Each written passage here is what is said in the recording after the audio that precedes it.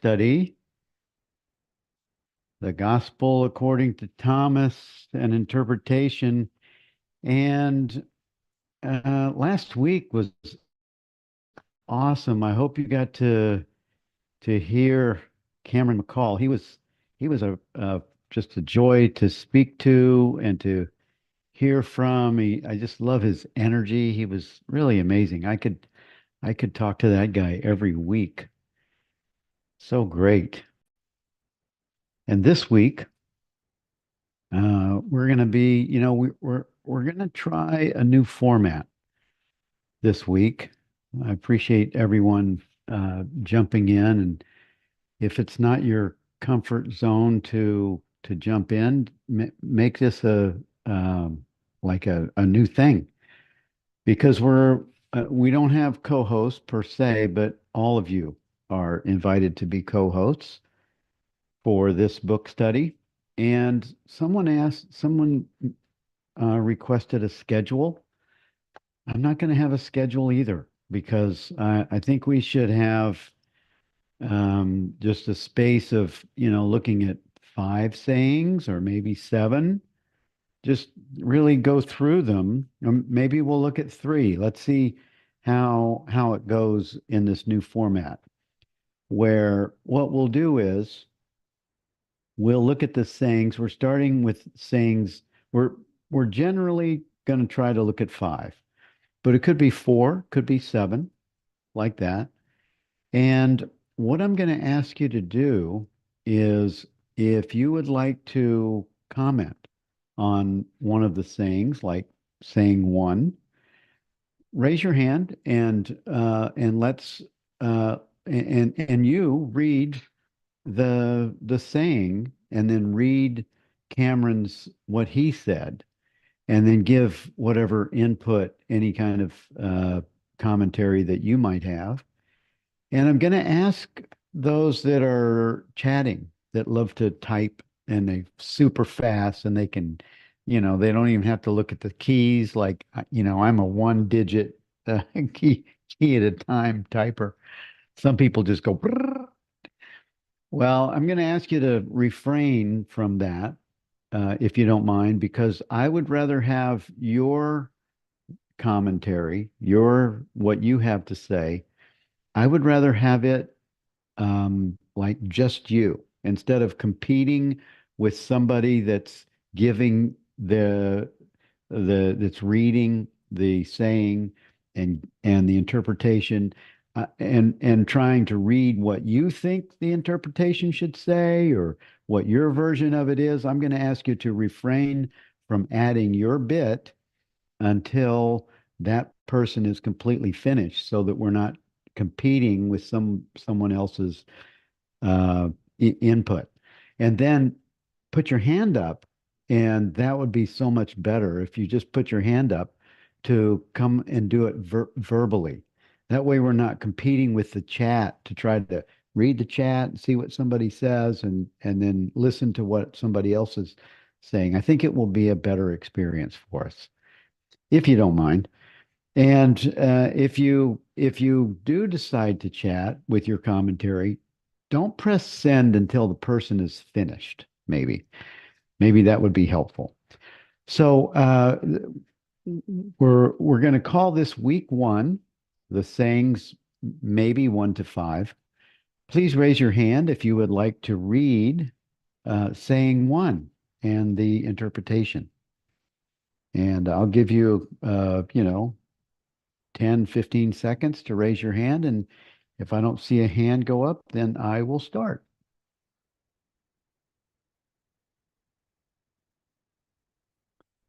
Okay, Barbara, good on you. Thank you for jumping in. No problem. I love this book, so I don't mind reading it anytime at all. It's awesome, So, right? yeah, absolutely. I've been reading it for years. It's just amazing. So, anyways, and he said, whoever finds the interpretation of these things will not experience death. Cameron's version, when you truly understand what I am saying to you, you will know that death is an illusion. The body dies, but you do not die. for you were never born. That which was never born can never die, and that which is born was never truly alive.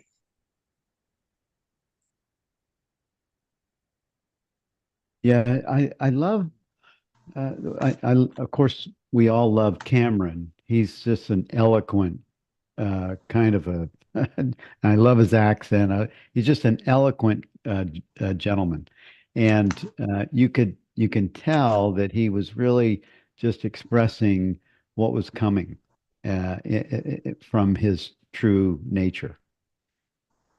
And so, would you add to anything or have anything, any other version of your own that may be added to this? I would possibly say, and I love this part, was your which is born, which so was never truly alive. And I think in all the things we learn in non-duality, that life itself is the movement. Your body is just the vehicle, it's kind of the puppet it's going through, whatever you want to call it. So it's always interesting to me the aliveness of life itself, and that what it does and where it dances and how it changes and dresses up as. And I think that's really, I think as you go deeper and deeper into this new non-duality, I really feel that one. I really understand deeply the dance of that, because when the body's gone, it just lays there. It's nothing. It's it's a hunk of matter, and not that it's not to be, of course, commissioned with dignity, and of course what is given to us and in the gifts of our loved ones. However, it is still just a piece of meat that falls. It's I don't know how to say. Somehow, when you put it in those terms, it sounds a little bit like not so nice. That's But correct. I hear where you're saying from. I Yeah, call it the the bodysuit. The piece of meat sounds a little a little much. I don't know. If it was in the desert, I guess animals would eat it, so it would be meat. oh funny. Well, what's really fun about this context, what we're speaking about, is that when you have this understanding, it changes the way you see things. And yeah, you can call this a, a meat thing or a milk or a body carton or a bodysuit or something. And because you recognize that the importance of our true nature, the importance of our being is before, during, and after this. It's never, it's infinite. And to have that understanding, it does allow life to be lighter.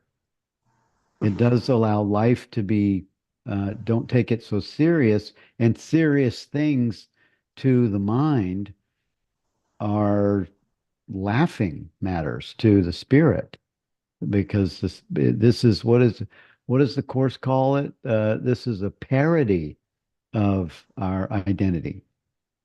And so what I was what I got from this was when it says in that, in the actual quote, and he said, whoever finds the interpretation of these sayings will not experience death.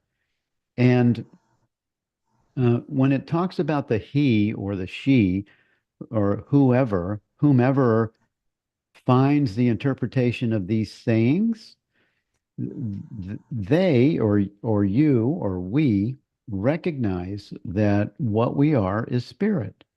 Just what we were saying, that we were, and so by that, as spirit, we recognize that we were never born and we never die. We're always me. We can all say that I'm always me, and have the clarity of that. It gives life a whole different meaning. And I love having the context of this, the Gospel of Thomas to really reframe what Jesus' teachings were. Because the guy was amazing. I mean, I would certainly have loved to, and maybe we did hang out with him 2,000 years ago. Uh, I would he would be cool to hang out with, but he wouldn't be the King James version. I don't think. I think he would be the Gospel of Thomas version. Yeah. Well, thank you, Barbara, for your taking that spot. Appreciate it. We have saying number two. Jan, is that you that will you take two?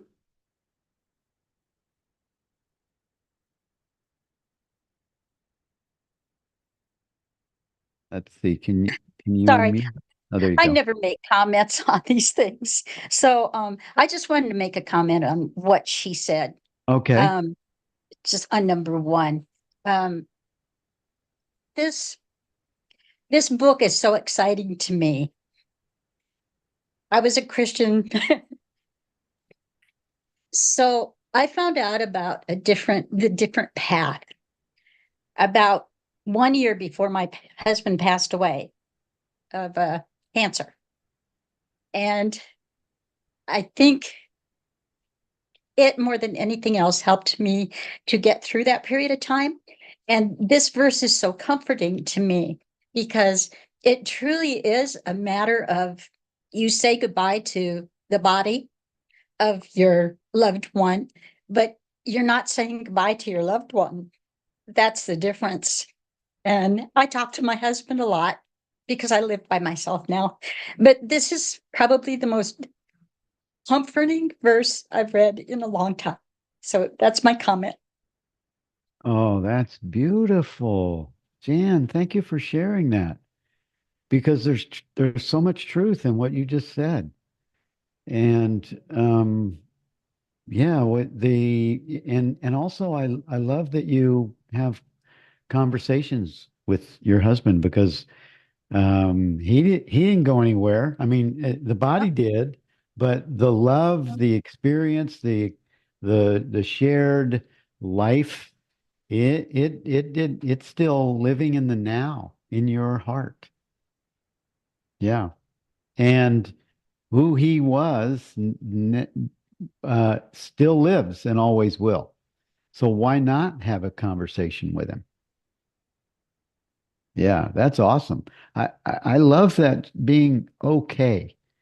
I just really love that that's a cool thing that all of us are going to experience death or the happening around us. We'll never experience our own death, but we'll see it, what will appear to be um, uh, people dying. And to say, well, that person's dead now and everything's buried or burned or cremated or whatever is is a lack of empathy and respect and camaraderie and collective connection. So I love what you said just now. Thank you. What was your husband's name? John. John. Hey, John. Welcome, man. Okay, so we have, if we have more comments on one, we'll certainly go there. And Rick West, your hand is up. Good to see you.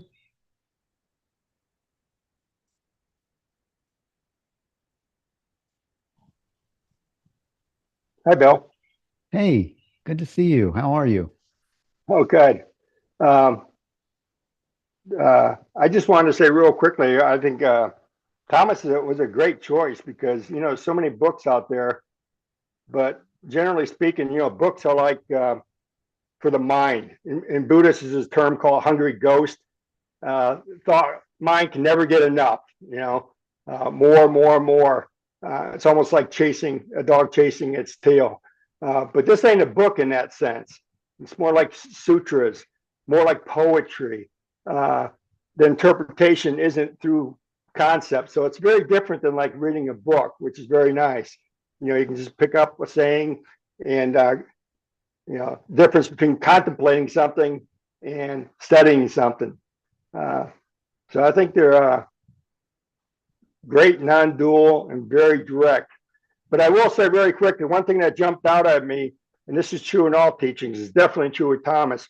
As you read these, and we just need to be aware of it, when it uses pronouns like he or whoever finds, all these things, they're huge concessions.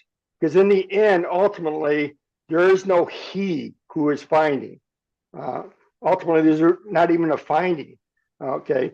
These are small concessions that just need to be kind of aware of. Otherwise, it reinforces what we need to do. The individual, he who finds, okay, he who seeks. You know what I mean? It's very subtle, but it is a distinction. Very small distinction, because ultimately it's guru talking to guru. It's trying to spark, guru talking to guru, not guru talking to individual to obtain the guru. Right. Yeah. Right. That's it. Great choice of books. This was Jenny's selection, her suggestion, and I had a Christian background too, and the King James stuff, it really, whatever their plan was, it went sideways. It's nice to have the teaching, what was probably mostly more what Jesus sounded like and looked like. Yeah. And certainly in private. Yeah, certainly in private, maybe not to the masses. Yeah. Yeah. Oh, you think this is because it was private? Well, I think this is what he may have taught to more toward his inner circle, vice to the masses. And most teachers have two different, because it's less intellectual, that sort of thing. And it's also important to keep in mind, this isn't about Jesus. Jesus died. Jesus was a body, probably a nice guy. This is about the Christ, that which doesn't die. Right. So worshiping Jesus, I mean, that's been going for centuries, hasn't done too well. It's about the Christ, not the Jesus. And that's subtle, but it's huge. Christ consciousness, Buddha nature, whatever you want to call it, that's what it's about, not the individual Jesus. And it gets back to the first point. Whoever seeks, the whoever, or the he, or the sons and daughters of the Father, all those are great pointers, but they're also concessions. Okay. They're half truths to kind of get you to look at something. Vice, there's no individual involved listening. Yeah. It's not something you need to understand,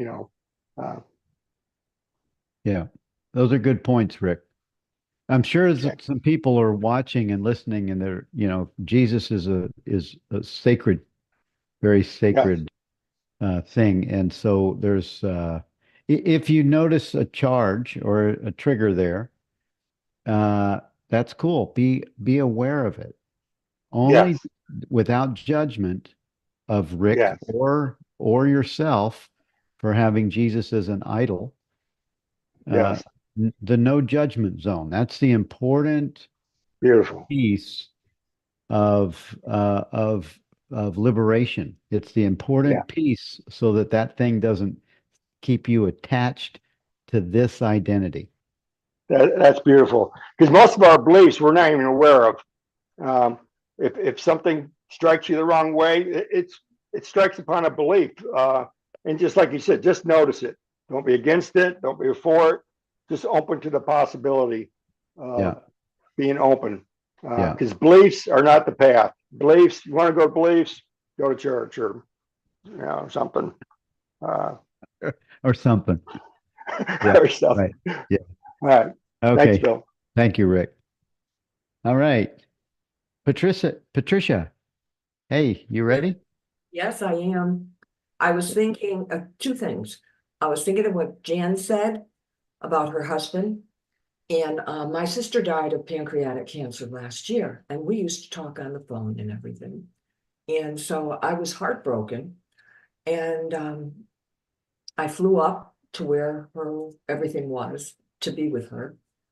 And after she passed, I said, I miss you.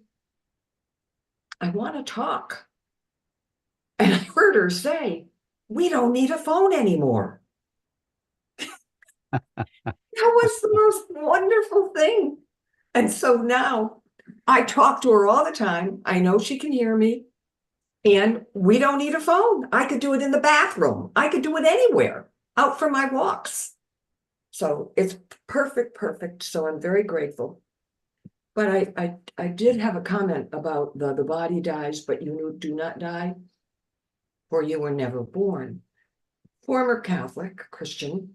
And I left when I was 42 because I just couldn't believe anymore. And what it was that they were saying, it just didn't feel right in my heart. And the thing is, where it says you were never born, I totally believe that my spirit never dies. It's endless, no beginning, no end. The thing is, where it says you were never born, then that you is like capitalized because it's the you that's my spirit. Yeah. Yeah. That's key. Who is the you that it's speaking to is consciousness. It's presence. And there's not even a place where you were created. There wasn't a God, and then you became a son. You and God, you and consciousness are one and the same. So even that you is if you were going to say if there was a concession, it's a concession that that that you are an aspect of totality, but there's no place where God was first and you were second. Exactly. And I have something, it's very quick. It's about the King James Version and all of the translations and everything. And there were these, it's a joke. There were these two monks and they were busily transcribing. And all of a sudden, one of them starts banging on the desk and hollering. And the other guy says, "What is wrong with you?" And he said, "It's celebrate, not celibate." Can you imagine how many places in the Bible that are like that, where they're That's hilarious. That's a good one. That I didn't have to have a fake laugh for that one. That was a really good one. I like it. All right. Thank you, Patricia. You're welcome. Who would like to share saying two, or are we still going to stay on one? Barbara? Okay, is it, yeah, this Barbara. I just wanted to say that I was not raised in a Christian tradition. I was raised in a Jewish family, although I didn't resonate in my heart to anything that felt like rules or, doctrine or anything. So I didn't have a good experience of God except the Old Testament, which was very punishing Jehovah kind of thing. So for me, it's fairly recent that I'm wanting to open and have a relationship with the true, whatever you call it, wisdom or Christ consciousness that Jesus spoke from or as. And in Mhm. a way, I consider myself lucky not to have had all of the indoctrination that I hear others kept leaving the church because it didn't work for them. So it's in a way, I'm sitting here thinking like I sort of come with this Zen beginner mind kind of place. And I'm sensing as I'm speaking this sort of, I can't explain the emotion in my heart. It's almost, maybe it's a opening in my heart. It's a tender, it is more of that, I can't explain it, open, innocent quality that, I did read enough of the New Testament to hear things about becoming as a child again to enter the kingdom. it's just being sort of innocent. I can't explain it, but I just wanted to presence that because this is such a wonderful, small, little compact collection of profound truths to open up to. Yeah. Yeah. Yeah, it is. And what's amazing is that this was hidden for almost 2,000 years. This was buried in a jar for almost 2,000 years, and here we are bringing it to life, and really recognizing life itself is is illuminating these bodies, these body minds. Right. So this sense of an individuated me, Barbara, um, and I've just started reading the Course in Miracles too, and then Kenneth's Course in Miracles speaking again about how we never really left God and that this is all not true or an illusion here. It's the mind gets very boggled with it all, but this somehow is easier to just sense into. Yeah, yeah, yeah. And it's also it's good to have these venues to bring it to light, because otherwise we probably wouldn't. No, but I do want to say I do have conversations a lot with my beloved cats who have passed. Somehow it's always been easier to experience the spirit that they already are in their little cat imposter form that, I used to think that my cats were these little tiny 10-pound little furry beings. And when one of them died and I had an experience of this that is being spoken of here, I was really taught that they were also infinite spirit beings, just like everything. Yes. And I Yeah. can sense having them with me from that spirit and all that they came to teach me as well. So it's not just Nice. humans. It's Yeah. I'm sure many here, it's always been easier for me to sense this within animals or even trees in nature. Yeah. It's been more difficult with humans. Yeah. Yeah, it's funny that you would say that. I haven't had a cat that died. We have two cats, and I have one I'm very close to now. But objects, I was with Byron Katie for about a week, and I remember one of our assignments was to find an object, find something to have a conversation with, and then tell it what you won't tell anyone. And I found this rock. No, was it a rock? No, it was a piece of a tree. It was a piece of wood. I picked up this piece of wood and I started having a conversation with that piece of wood as told. And the piece of wood spoke back to me. So we're just connecting with the formless. We're just connecting with the infinite consciousness, and it's going to do whatever we're looking for in our behalf. Yeah, that's awesome. Well, thank you, Barbara, for bringing that up and for sharing. Appreciate it. Laura Durr, what are you doing? Good to see you, hon.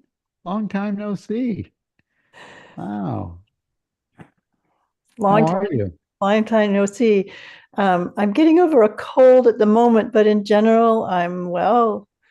Yeah, Oh, good. I I have. know Laura from Boston when I lived with Vicky Poppy and first came to New England, and Laura and I became friends, and we hung out in some of the Course in Miracles gatherings down in Boston 10 And you years ago. cleared my front porch. Yeah. Right. Oh, and I worked on your front porch. Right. That's right. Yeah. Yeah. Well, I've sold that house and moved to Western Mass, so I'm out in the country now, which is a good thing to do when you're 65, be somewhere quieter. Yeah, nice. Very nice. Well, would you like to share something from this first saying or number two? Which one? Two. Nope. Okay, go ahead. Number two, Jesus said, let him who seeks continue seeking until he finds. When he finds, he will become troubled. When he becomes troubled, he will be astonished and he will rule over the all. Nice. We have to be diligent in our search for truth. Once we have a glimpse of our true nature, we may become troubled because we come to see that our entire view of ourselves and the world is false. We are living in a house built on sand. When the full implications are absorbed, we become amazed. And having arrived at a new understanding of ourselves and the world, we realize that all is well and everything is unfolding as it should. Nice. Yeah.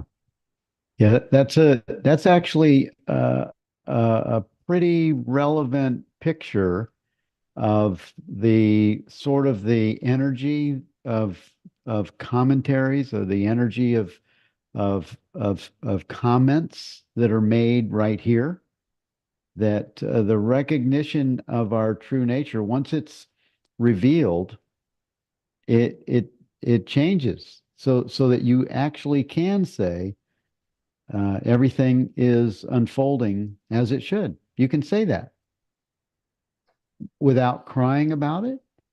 You can say it with a bit of confidence and often certainty. It's a beautiful interpretation and a saying. Would you add anything to that, Laura? How can one add to the words of the master?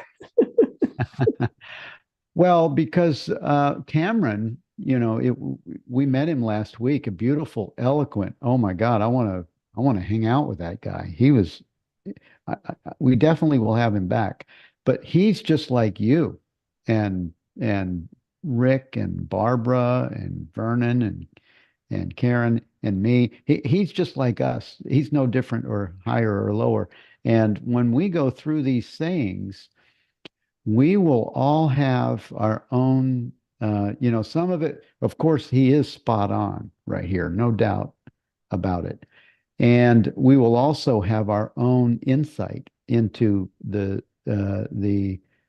what is given to us as we read these words. As Rick, I think, correctly stated, that Jesus was just, he was a bodysuit. He was really behind that. He was consciousness. He was Christ, the same access that we have to that consciousness. So for And that, I I say, go- but I also, I have a high regard for and respect for what he did. He did the undoable. I wouldn't have wanted to do what he did. So hence my joke about not being able to add to it, since he is the voice of the universal consciousness. Yes. And we all are that. That's our true nature, of course. Yeah. Yeah. I think everyone on this call knows that. And I remember when I first read this, I felt like I immediately understood it.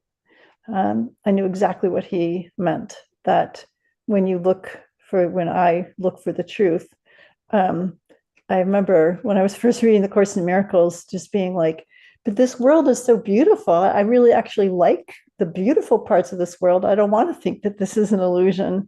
And, it takes a while to understand that consciousness can project whatever world it wants to project. And it can also project the garden. It can project heaven. And that we are actually in heaven and are just waiting for the clouds. And in Zen they say polishing the mirror, waiting for us to remove the layers of confusion to see, oh, I can project heaven instead of this world of fear. So yes, that is a little unsettling. For me, it was exciting. I mean, so I suppose there are people who are so unsettled by it that they run the other way. But yeah, it's amazing to be able to access the Christ consciousness. And I've had multiple miraculous experiences. And the nice thing about being 65 and every day I'm older is that I can look back on this long life and see, oh, and I learned that there, and then this helped me to learn this, and that, oh, and that opened that door. And I thought that was miraculous, but then this further miraculous layer of awareness came, and then this even more miraculous layer of awareness came. So I know that I'm not complete. But we're all getting closer to home, to full awareness without any obscurations. So that saying is a beautiful encouragement to keep going. Yeah. Well, you are complete. You're just not finished. Well, that's what I mean. Yeah, I know. Right. Well, thank you, Laura. That was awesome. Thank you for your reading that and your the love that supports it. And it's great to see you again. All right.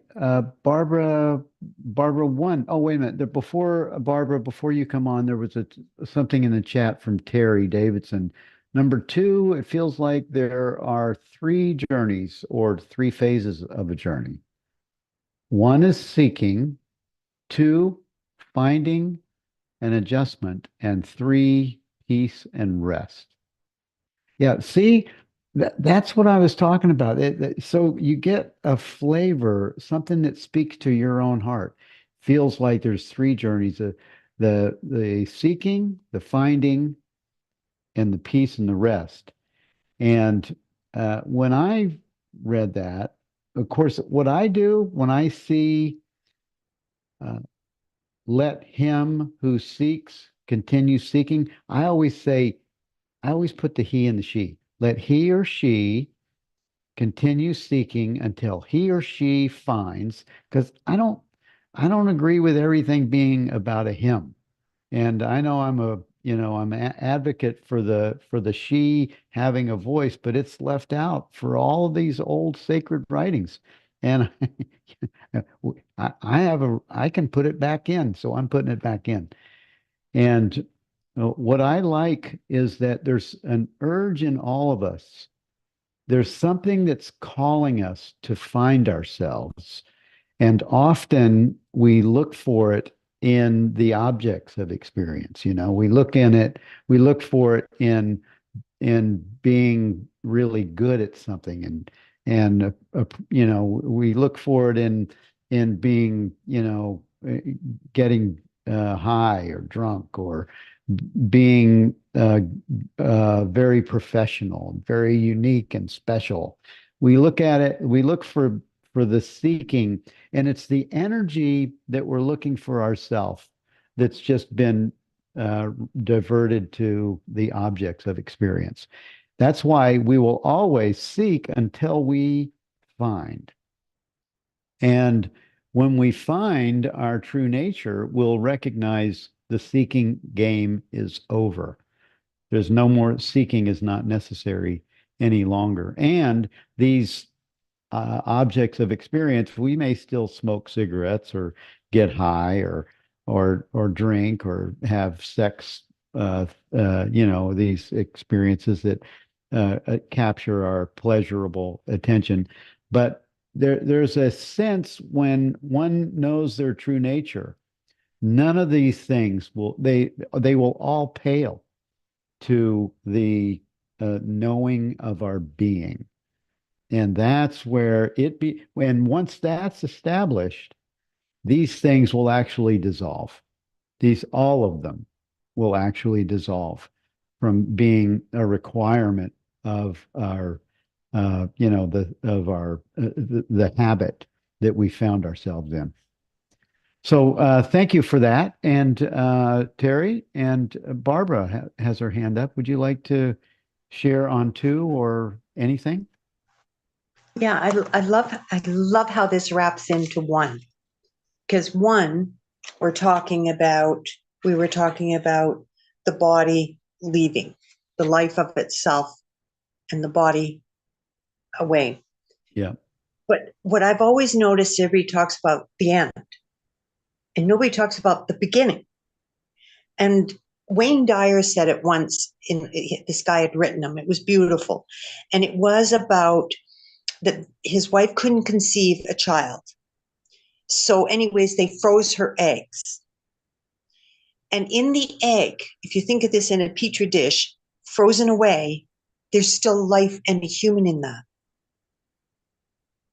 Pre-body, which is spectacular. And when it says here, and having arrived, doesn't matter how you got here, we all got the same way, through divine spark, arrived in a new understanding of ourselves. This is really what opens and flowers for me, because I always think of that little thing before, has all life in it. It has your blue eyes or your brown eyes. It has your hair, your size, your sex, your gender, how you're going to take life on.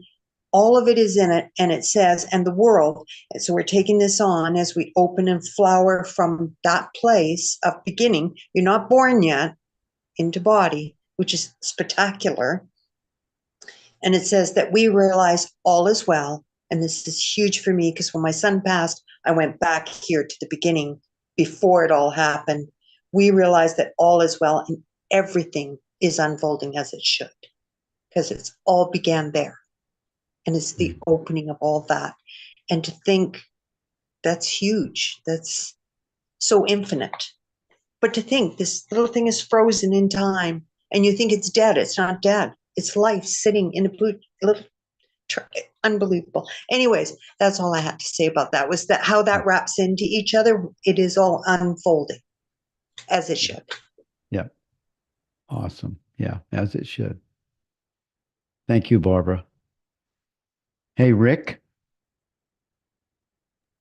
Oh, hi, Bill. Real quick on just number two, I just wanted to say that, like you said, the phases, the seeking, we can't help but seek. That's what individuals do. Identification with the body, mind seeks. It's inevitable because it's not at peace. It's not an option. It may not be a spiritual seek, but it's seeking, trying to satisfy itself. The finding, and again, these are small concessions. There's no individual really seeking.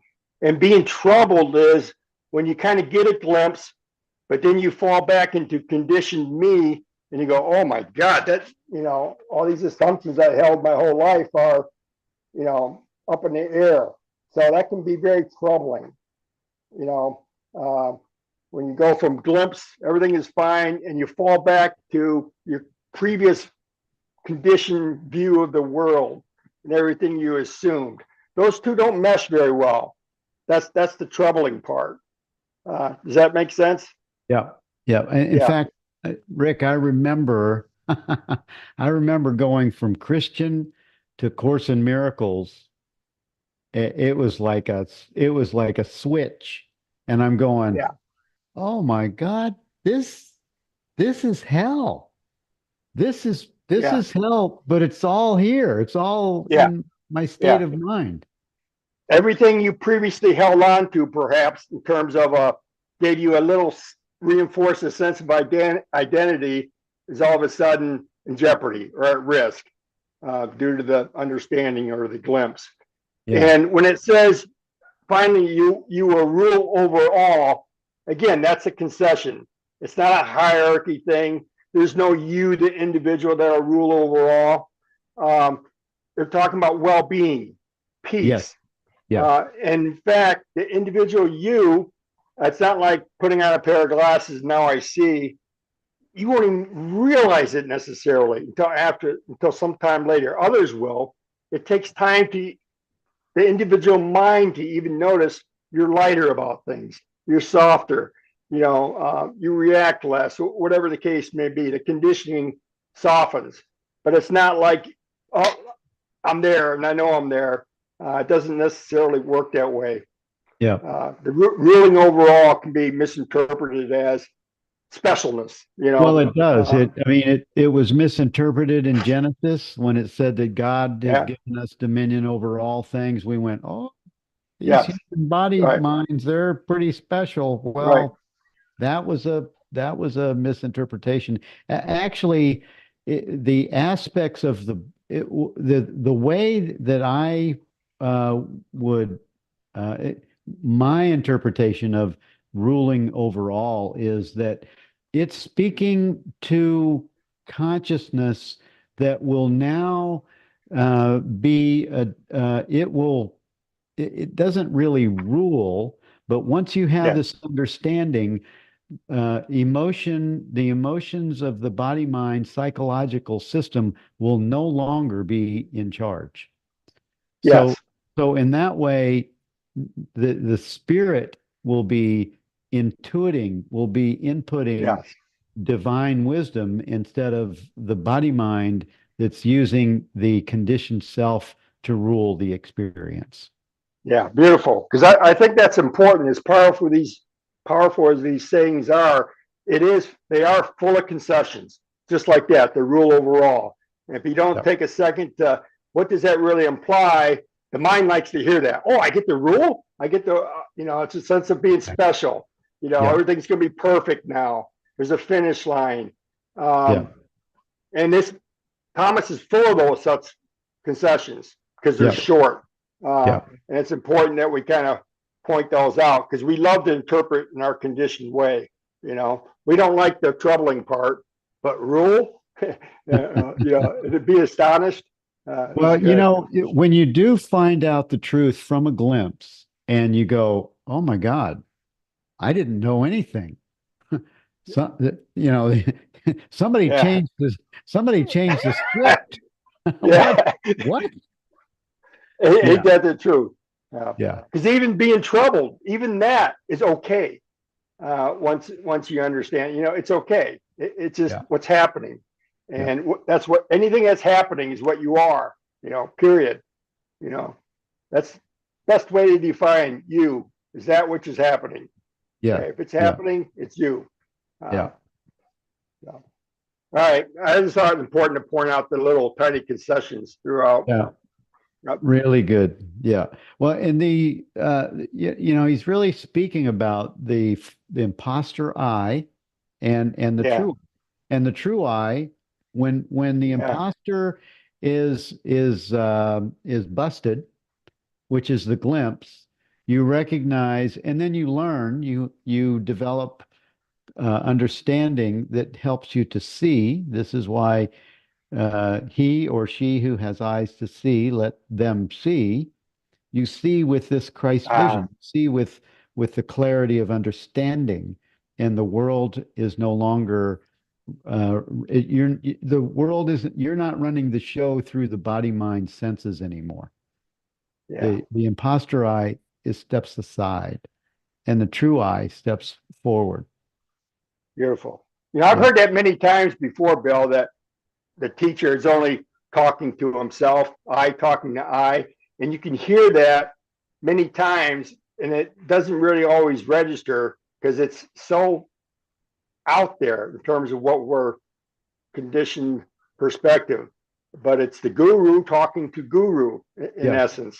yeah, And that's like what you said. That's what it says in the Bible. Those who have ears, let them hear. That's what it's referring to. yeah, You yeah. know, Yeah, there's a lot of truth in the Bible, but you have to you you have to know first. You have to leave yeah, it and find the yeah. truth, and then you can go back and find it where it was hiding. And that's the Yeah, beauty. After some glimpses, a little bit of understanding, things take on an entirely different meaning. yeah. You know. Thank you, Thanks, Rick. Bill. Hey, where did Sandra go? Did your hand go down? Hello. Hi, I there you are. you were saying exactly what I was thinking. So I thought Oh, no but need we to want to hear it repeat from it. you. Yeah, But I when I read this word troubled, for me, when I had the major, I want to call it a major glimpse, when I had this big experience and I knew for certain that I was just like Jesus, which shocked the heck out of me. Um, I wasn't troubled. I was excited. I was driven. I mean, but I guess troubled, to me, there was this urge, this compulsion. It was almost like I didn't have a choice in the matter. I had to find out more. I had to find out the truth. And it was really a beautiful thing. I mean, I was in my early 40s and I had this amazing career, 3 little children, a beautiful marriage. None of that mattered as much as this. I was completely taken over by it. The world was different. I was different. And I loved it. So what I didn't really go through what I would call a troubling time. And it didn't take away from the life of Sandra, it added to it. So So were you that did you was that just in private, your own private I experience? really wanted to talk to people about it, but I figured they'd say I was crazy. So I kept trying to find, and then I found you on Teachers of God Foundation, did the 40-day program, did all of that. And that's when the understanding became more clear. I started doing the Course in Miracles, and this has been over years and years. So I'm so grateful to you and to Lisa, and I'm grateful for this particular book study. Thank you. And I would just have Thank to you. say, he says, when the full implications are absorbed, I would change that for me to as they are absorbed, because it's an ongoing process. And I am I'm not, it wasn't like a one amazement. It's amazement after amazement after amazement. It's Yes. wow. I know that's why you could also say you could say exciting. Life becomes exciting when you understand the truth, when you understand your being, and it's a lived experience, and you're never at the finish line. Yes. It's an ongoing journey's experience that has excitement attached. It's like Christmas morning every day. And that's what I loved when I went back and reinterpreted all of the workbook lessons in A Course in Miracles to a non-dual understand, kind of like what Cameron did, only I did it on video every day. When I did that, I felt like I felt like that when I first found the course, and I did it, 6, 7 years in a row. And then when I had the intuition to reinterpret it into non-duality, it felt like Christmas morning every day again. Yes. And Yes. that's what this journey offers. And that's what these offerings that you have offers too, because even as I listen to you or someone new read from this, I get that same, I go right there. And I Yep. can't tell you what there is, but I go there. Right. Yeah. It's so it feels nurturing and words beyond description. So Yeah. thank you, Bill. Yes. Thank you. Yeah. Thank you so Sarah. much. Yeah. Thank you. It feeds my soul. I do it selfishly. Thank you all. And so we have saying 3. Does someone want to read saying 3? Oh, wait a minute. Before we go to that, there was a chat from Kim. Feels to me that troubled can look like excited. Yes, yes, that's what she was just saying. Troubled doesn't have to be a negative sense to me. Yeah, exactly, Kim. That's just what Sandra just said. And then Mary Rogers said, ruling overall to me is merely changing our perception. Yep, exactly. See, these things all mean a little different, have a little different twist for each of us. And that's why it's really good. It doesn't have to be a dogmatic, oh, well, no, Cameron said this. Oh, well, no, Jesus said this. No, we're all the same spirit. and we all have the inspiration that sings to our heart. And it doesn't have to agree with everyone else. And that's something that's new for me. I used to be dogmatic Christian. It had to be, dot the I, cross the T, and had to be like this. And thankfully, that has been relieved from me. And let's see, Almaz, I felt the same way with Sandra, same way, Sandra. It was scary at first to have this new understanding, the spiritual world becoming more important than my own kids. I couldn't share with anyone this with anyone as I was scared to being judged. Yeah, perfect. Yeah, and very similar. It's kind of like, wait a minute, that you could say that shit's more important than me. Yeah, yeah, it is. But you have to say that one privately. You really can only allow that to be. And in groups like this, you can. I mean, I would say it if my wife was sitting here. My kids may not like it. If someone's not on this path and they hear you say that, they may not like it. Yeah. So let's look at three. Anyone want to read three? Raise your hand if you would like to read it.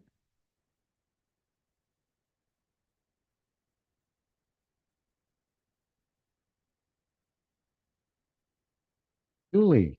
Hi, Julie. Hi, I'll read it. Go ahead. Okay. Jesus said, if those who lead you say to you, see, the kingdom is in the sky, then the birds of the sky will precede you. If they say to you, it is in the sea, then the fish will precede you.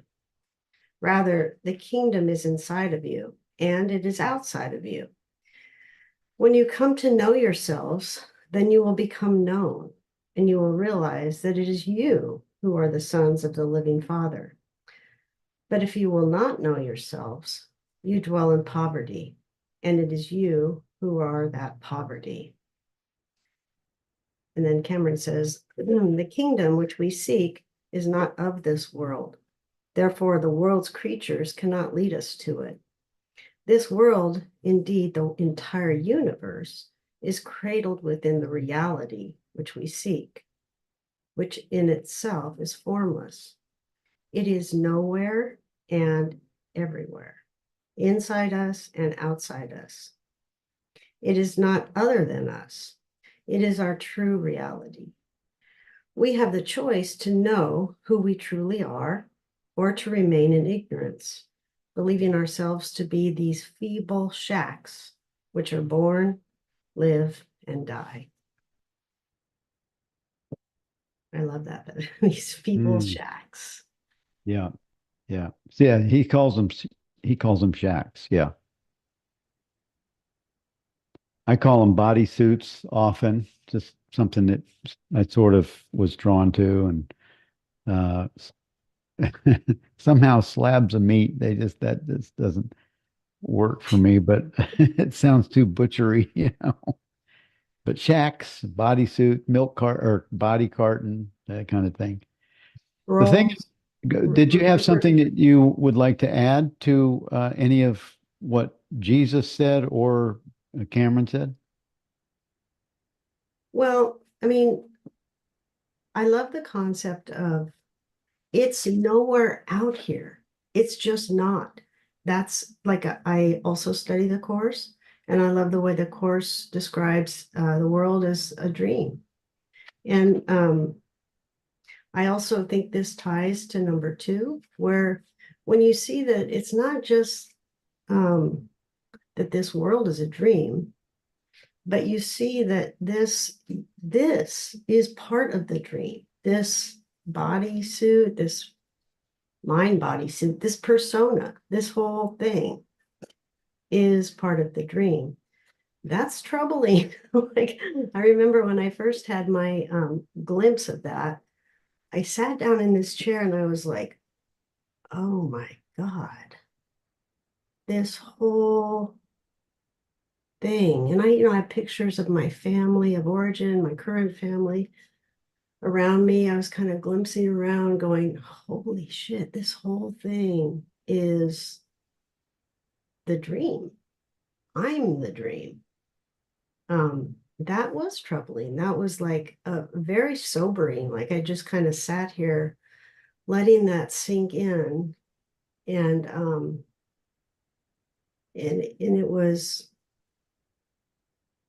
just overwhelming, the sobering nature of that.